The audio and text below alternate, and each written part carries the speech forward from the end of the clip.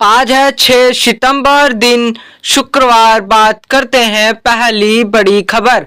69,000 शिक्षक भर्ती अभ्यर्थियों को सीएम से वक्ता का मिला आश्वासन। आरक्षित वर्ग के अभ्यर्थियों ने घेरा मंत्री ओपी राजभर का आवास। लखनऊ से खबर। हाईकोर्ट डबल बेंच के आदेश के पालन के लिए लगातार धरना प्रदर्शन कर रहे 69,000 शिक्षक भर्ती के आरक्षित वर्ग के अभ्यर्थियों ने बृहस्पतिवार को पंचायती राज मंत्री ओम प्रकाश राजभर के आवास का घेराव किया। अभ्यर्थी हाईकोर्ट के फैसले का पालन करने व नियुक्ति देने की मांग कर रहे थे। मंत्री ओम प्रकाश राजभर ने प्रदर्शन कर रहे अभ्यर्थियों से मुलाकात की। उन्होंने अभ्यर्थियों की समस्याएं सुनी और ज्ञापन लिया। राजभर ने आश्वासन दिया कि वे अभ्यर्थियों के प्रतिनिधिमंडल की मुलाकात मुख्यमंत्री योगी आदित्यनाथ से 7 सितंबर को करवाएंगे। इस मामले का समाधान जल्द ही लिए जाएगा। वहीं बात करेंगे अगली खबर। सरकार को गुमराह कर रहे शिक्षा विभाग के अधिकारी, सीएम ले संज्ञान। हाईकोर्ट तदस्थ शिक्षक के नियमितीकरण मामले में भ्रामक सूचनाएं जारी करने पर कोर्ट सख्त। प्रयागराज से खबर। इलाहाबाद हाईकोर्ट ने कहा कि शिक्षकों के नियमितीकरण और वेतन भुगतान पर शिक्षा विभाग के अधिकारी सरकार को गुमराह कर रहे हैं। सही तथ्यों को छिपाकर सरकार से तरह तरह के भ्रामक परिपत्र जारी करवा रहे हैं। लिहाजा मामला 48 घंटे के भीतर सीएम के समक्ष पेश कर दोषी अधिकारियों के खिलाफ कार्रवाई की जाए। मामले में अगली सुनवाई 20 सितंबर को होगी। आदेश न्यायमूर्ति रोहित रंजन अग्रवाल की एकल पीठ ने जालौन के याची विनोद कुमार श्रीवास्तव की याचिका पर दिया है। मामला माध्यमिक विद्यालय में तैनात उन 1000 तदस्थ शिक्षकों से जुड़ा है जिन्हें नवंबर 2023 में बर्खास्त। चीन को कड़ा संदेश। शांतिपूर्ण ढंग से सुलझाए दक्षिण चीन सागर के विवाद। पीएम मोदी और सिंगापुर के प्रधानमंत्री वोंग के बीच मुलाकात का साझा बयान जारी। सिंगापुर प्रधानमंत्री नरेंद्र मोदी और सिंगापुर के उन समक्ष लॉरेंस वोंग के बीच हुई बैठक में दोनों देशों के रिश्तों को 6 स्तंभों यानी स्थिरता, डिजिटलीकरण, कौशल विकास, स्वास्थ्य सेवा एवं चिकित्सा, उन्नत वित्त निर्माण, कनेक्टिविटी के आधार आगे बढ़ाने को रूपरेखा तय की गई। वहीं दक्षिण चीन सागर में दारदिगिरी दिखाने को लेकर दोनों नेताओं ने चीन को कड़ा संदेश भी दिया।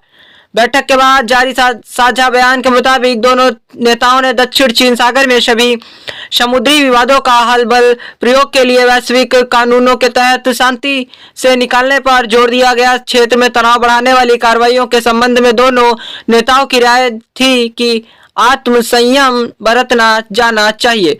दक्षिण चीन सागर में चीन की बढ़ती गतिविधियां विश्व स्तर पर चिंता का विषय रही हैं। चीन दक्षिण चीन सागर के अधिकांश हिस्से पर अपना दावा नेताओं आतंकवाद की शांति। वहीं बात करेंगे अगली खबर। प्रयाग से नहीं वाराणसी से आगरा के बीच चलेगी वंदे भारत। प्रयागराज से खबर। प्रयागराज से आगरा के बीच शुरू होने वाली वंदे भारत एक्सप्रेस का संचालन अब वाराणसी से होगा। दिवाली के पूर्व इस ट्रेन के शुरू होने की संभावना है। हालांकि रेलवे बोर्ड ने अगला वाराणसी वंदे भारत एक्सप्रेस की प्रस्तावित समय सारणी जारी कर दी है। ट्रेन प्रयागराज से आगरा के बीच की दूरी 5-25 घंटे तय करेगी, जबकि आगरा से वाराणसी पहुंचने में ट्रेन को 7 घंटे लगेंगे। पहले प्रयागराज से आगरा के बीच किया जाना था संचालन। कुछ माह पूर्व ही तय हुआ था कि रेलवे द्वारा आगरा से प्रयाग के बीच वंदे भारत एक्सप्रेस का संचालन होगा, लेकिन अब इसे वाराणसी तक के लिए बढ़ा दिया गया है। रेलवे बोर्ड द्वारा इस प्रस्तावित समय सारणी जारी की गई। इस ट्रेन का आगरा कैंट में ही प्राइमरी मेंटेनेंस होगा। ट्रेन सप्ताह में 6 दिन चलेगी। शुक्रवार को इसका संचालन नहीं होगा। आगरा कैंट से वाराणसी के बीच 4 स्टेशनों पर इसका ठहराव होगा। वहीं बात करेंगे अगली खबर। काली सूची की कंपनियों को स्मार्ट मीटर लगाने का जिम्मा। उपभोक्ता परिषद ने उठाया सवाल, कानूनी लड़ाई का ऐलान।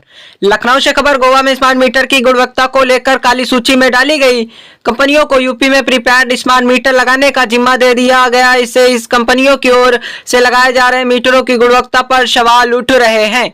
उपभोक्ताओं के हित से न हो खिलवाड़। वर्मा उपभोक्ता परिषद के अध्यक्ष अवधेश कुमार वर्मा ने कहा है कि स्मार्ट प्रीपेड मीटर से रेडियो तरंगे भी निकलती हैं। ऐसे में इसकी गुणवत्ता से समझौता करना उपभोक्ताओं के हितों से खिलवाड़ करना होगा। उपभोक्ता परिषद ने इस मुद्दे पर कानूनी लड़ाई लड़ने का ऐलान किया है। परिषद ने पूरे मामले की जानकारी पावर कारपोरेशन निगमों के प्रबंधक निदेशकों को देते हुए दागी कंपनी से मीटर न लगवाने की मांग की है।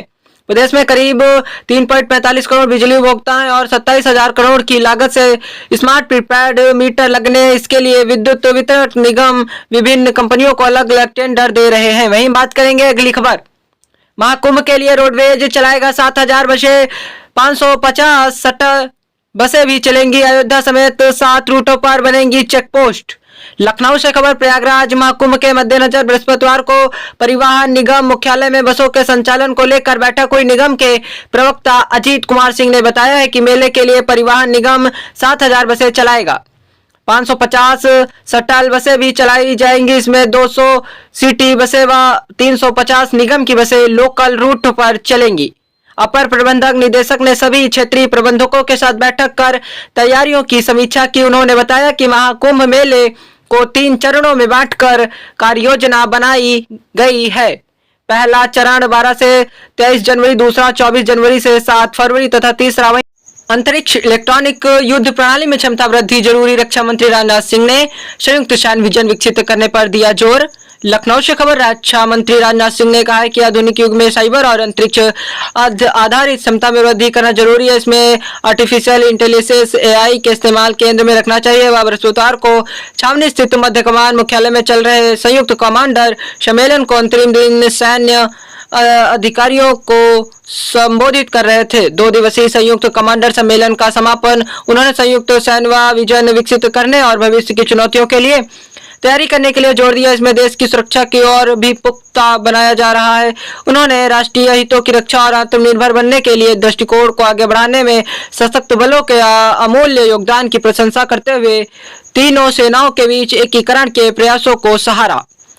उन्होंने उकसाने की घटनाओं और समन्वित त्वरित उचित कार्रवाई की बात की। वहीं बात करेंगे अगली खबर, अर्धसैनिक बलों में सिपाही के 69,481 पदों पर भर्ती के लिए आवेदन शुरू, 14 अक्टूबर तक कर सकते आवेदन। हाई स्कूल उत्तीर्ण 18 से 23 वर्ष के युवाओं के लिए अवसर। प्रयागराज से खबर, अर्धसैनिक बलों में सिपाही के 39,481 पदों पर भर्ती होगी। कर्मचारी चयन आयोग SSC की वेबसाइट पर भर्ती की नोटिस जारी कर दिया गया है। इसके साथ ही ऑनलाइन आवेदन शुरू हो गया है। 18 से 23 वर्ष तक के हाई स्कूल उत्तीर्ण अभ्यर्थी 14 अक्टूबर तक आवेदन कर सकते हैं। इसकी ऑनलाइन परीक्षा जनवरी और फरवरी में कराई जा सकती है। Central armed police force CPF सिपाही भर्ती परीक्षा 2024 के अंतर्गत BSF, CRPSF, CRPF, SLB, ITBP एवं हम बात करेंगे अगली खबर, सुल्तानपुर एनकाउंटर पर गरमाई सियासत, अखिलेश यादव का आरोप, जाति यादव देखकर ली गई जान। लखनऊ से खबर, सुल्तानपुर में सराफा की दुकान पर डकैती की वारदात को अंजाम देने वाले आरोपी का बृहस्पतिवार को हुए एनकाउंटर के बाद प्रदेश की सियासत गरमाने लगी है। सपा अध्यक्ष अखिलेश यादव ने एनकाउंटर को फर्जी करार देते हुए कहा कि 2 दिन पहले जिसको उठाने के बाद एनकाउंटर के नाम पर हत्या की गई, अब उसकी मेडिकल रिपोर्ट बदलवाने का दबाव डाला जा रहा है। इस संगीन शासकीय अपराध का सर्वोच्च न्यायालय तुरंत संज्ञान ले, इससे पहले कि सबूत मिटा दिए जाएं। अखिलेश ने बृहस्पतिवार को जारी अपने बयान में कहा कि यह प्रतीत होता है कि सुल्तानपुर की डकैती में शामिल लोगों से सत्ता पक्ष जब मुख्य आरोपी ने सरेंडर कर दिया। वहीं बात करेंगे, लूट का सारा माल भी पूरा वापस होना चाहिए, सरकार को मुआवजा अलग से देना चाहिए। ऐसी घटनाओं का जो मानसिक आघात होता है, इससे उभरने में बहुत समय लगता है, इससे व्यापार की हानि होती है, जिसकी क्षतिपूर्ति सरकार करे। उन्होंने आगे कहा कि भाजपा राज अपराधियों का अमृतकाल है, सजा देने अदालत का काम। शिवपाल, गुंडागर्दी, सपा के DNA में पाठक। वही डिप्टी CM ब्रजेश पाठक ने कहा कि जब सपा सत्ता में थी तब अपराधियों ने सरकार की मदद। वहीं बात करेंगे अगली खबर, एल्विश यादव और गायक फजिल पुरिया की संपत्तियां जब्त करेगा प्रवर्तन निदेशालय। लखनऊ से खबर, मशहूर यूट्यूबर एल्विश यादव और पंजाबी गायक राहुल यादव फजिल पुरिया की संपत्तियों को प्रवर्तक निदेशालय ED जब्त करेगा। ईडी के अधिकारियों ने बृहस्पतिवार को एल्विश यादव से करीब 8 घंटे तक गहन पूछताछ की। उससे तीसरी बार तलब किया गया था। अधिकारियों के मुताबिक फजिल पुरिया के जिन गाने के लिए एल्विश पर सांप मुहैया कराने का आरोप है, उससे 50 लाख रुपए से अधिक कमाई हुई थी। इस गाने के वितरण का जिम्मा मोहाली की कंपनी स्काई डिजिटल को दिया गया था। उत्तर प्रदेश की रोजाना की खबरों से अप टू डेट रहने के लिए यूपी न्यूज अपडेट चैनल को सब्सक्राइब करें, वीडियो को लाइक करें, शेयर करें, घंटी का बटन दबाना बिल्कुल भी ना भूलें। वीडियो को लाइक शेयर करना भी बिल्कुल भी ना भूलें। धन्यवाद।